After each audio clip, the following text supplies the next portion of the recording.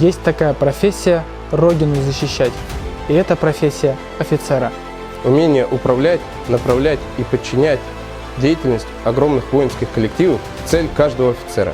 Офицер, он воспитатель, он педагог, профессия трудная и требует известного самоотречения, готовности беспрекословного служения Родине. Профессия офицера – героическая профессия. В ее основе любовь и преданность Родине, готовность и целеустремленность пожертвовать собой в интересах Отечества.